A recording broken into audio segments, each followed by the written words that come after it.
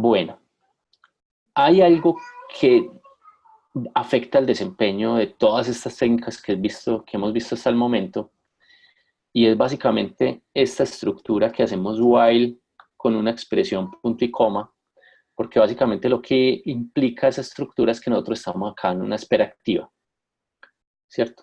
Una espera activa, o sea, estamos esperando por un recurso de manera activa, gastando ciclos de reloj.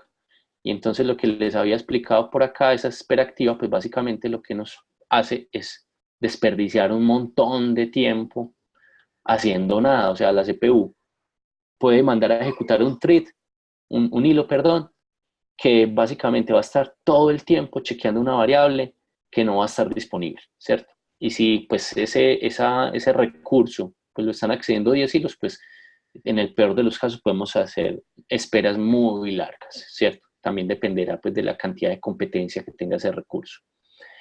Eso no es deseable. Entonces, una de las cosas que trata también los sistemas modernos es evitar ese gasto de la CPU, evitar ese spinning, evitar esa espera activa. ¿Cómo hacemos para evitar esa espera activa? ¿Cierto? Entonces, esas soluciones que hemos visto hasta ahora son simples, pero algunos casos son ineficientes. Básicamente, esa espera activa hace que se desperdicie todo ese quantum de tiempo que se le está dando al hilo, chequeando una variable que no va a estar disponible. Entonces, la pregunta es, ¿cómo evitar ese gasto en la CPU? Y la respuesta, pues nuevamente, es, vamos a requerir una asistencia del sistema operativo. ¿Listo? Entonces, ¿cómo vamos a evitar ese gasto? Entonces, una primera solución, nuevamente tenemos varias soluciones. La primera es utilizar el llamado sistema yield. Este llamado al sistema yield básicamente es un llamado al sistema que hace que voluntariamente un hilo libere la CPU. Entonces lo que vamos a tener es algo de la siguiente manera. El lock va a cambiar de esta manera. Por ejemplo, cuando usted hace el test and set y le toca esperar, en vez de quedarse esperando, pues lo que hace usted es ejecutar el llamado al sistema yield para que usted libere la CPU. ¿Sí? Entonces, si volvemos, por ejemplo, al caso que habíamos mencionado, ¿cierto?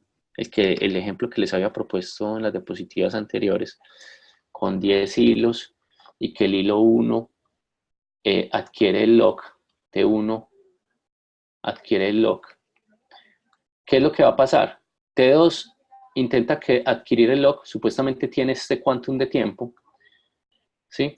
T2 va a tener este quantum de tiempo, pero T2 inmediatamente ve que el lock no lo puede adquirir y entonces se va a liberar la CPU. Entonces se ejecuta el yield para que T3 pueda ejecutarse. Si T3 también está compitiendo por ese mismo recurso, pues básicamente lo que vamos a hacer es como esperitas más pequeñas hasta que T1 pueda volver a tomar el sistema.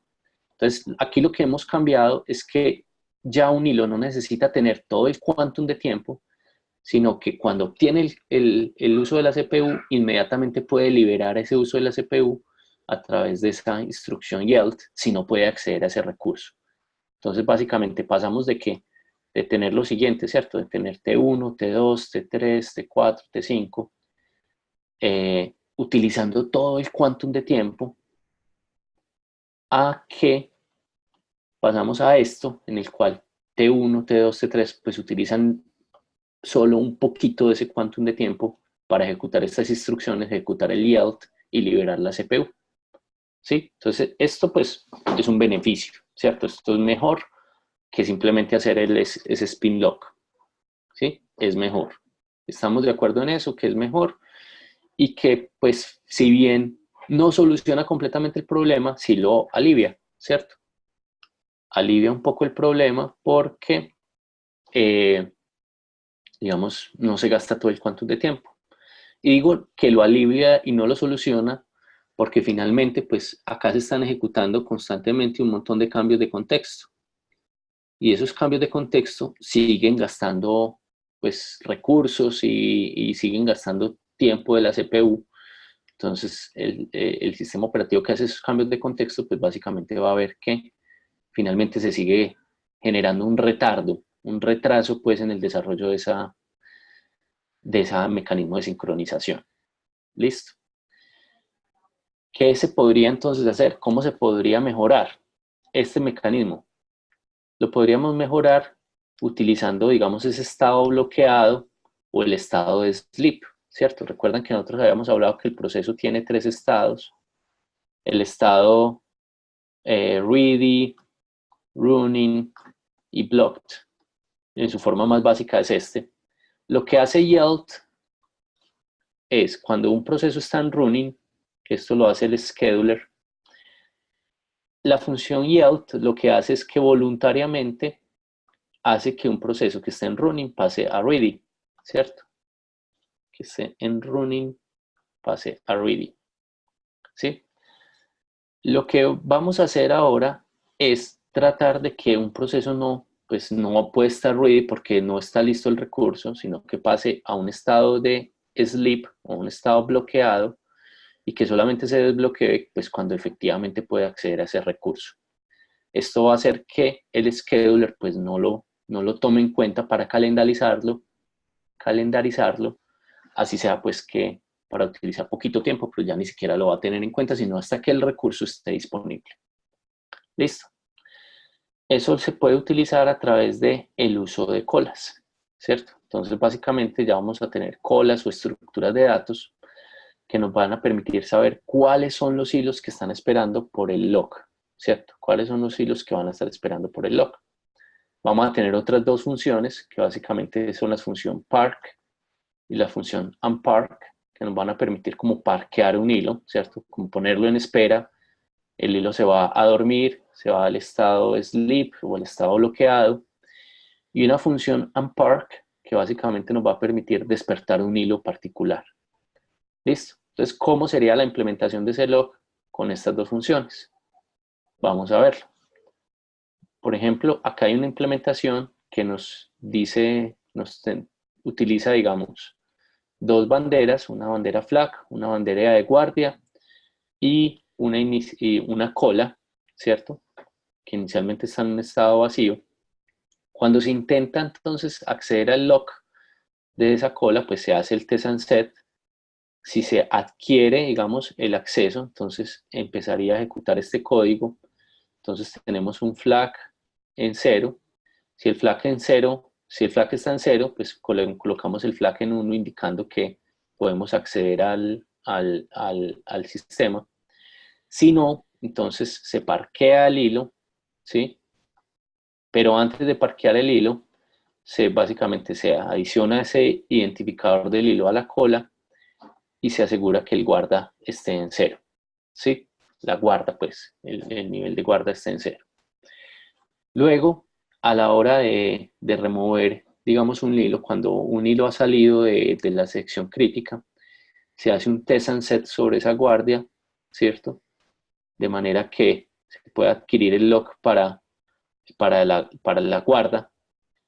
Luego se accede a la cola, ¿sí? De manera preguntando si la cola está vacía o no. Pues si la cola está vacía, pues simplemente se ubica un flag en 0 para indicar que ya el lock está disponible. Pero si la cola no está vacía, entonces se coge uno de esos hilos que estén en la cola y se remueve a través del unpark. Y luego entonces se coloca la guarda en 0. Entonces la guarda va a ser como la estructura de datos que nos va a permitir asegurar que en el acceso a la cola solo un hilo pueda estar en un momento determinado. No queremos que varios hilos estén ahí accediendo a la cola, porque también van a generar condiciones de competencias sobre la cola misma, ¿sí? Y el evento pues, de tener entonces esa cola nos va a permitir entonces que un hilo quede parqueado y cuando se desparquee, pues simplemente él va a continuar y acceder a la región crítica. Entonces, este tipo de logs con uso de colas son más eficientes porque a la hora que un hilo llame a la función park, el hilo simplemente se va a un estado de sleep, se va a un estado dormido. Y al estar en el estado dormido, entonces lo que sucede es lo siguiente. Estoy haciendo unas líneas muy feas, listo. Que el hilo T1, por ejemplo, adquiere el lock. T1 adquiere el lock. Cuando los otros hilos van a querer adquirir el lock, pues básicamente ellos ejecutan las instrucciones e inmediatamente se van a dormir. Entonces el hilo nunca va a ser ubicado acá para poder hacer esperas activas, no. El hilo simplemente no es seleccionado para, para hacer uso de la CPU. Entonces el hilo T1, que es el que adquiere el lock, pues tiene más probabilidad de que tenga chance de seguir siendo ejecutado, perdón, T1, ¿sí? Y cuando simplemente libere el lock, pues ahí sí van a venir a ejecutarse los otros hilos. Entonces esto sí es de manera eficiente, ¿sí? Si acá este, por ejemplo, libera el lock, entonces el sistema operativo va a despertar uno de los hilos que esté en espera y va a poder entonces ejecutar y acceder a la región crítica.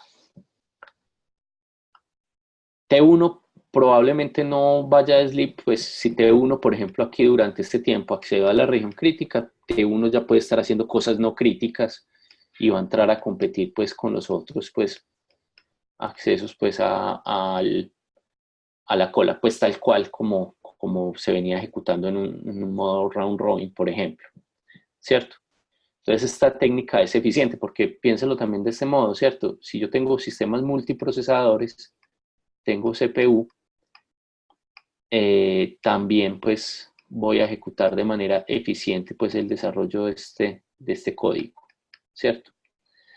En sistemas multiprocesadores aparece algo particular que vamos a analizar más adelante, ¿cierto? Cuando podemos tener dos procesos que puedan estar ejecutándose al mismo tiempo. En sistema monoprocesador es evidente pues que esta es la mejor técnica que existe, porque cambiar el sistema a sleep hace que el hilo pues que realmente puede liberar el recurso tenga más chance de ejecutarse de manera más pronto,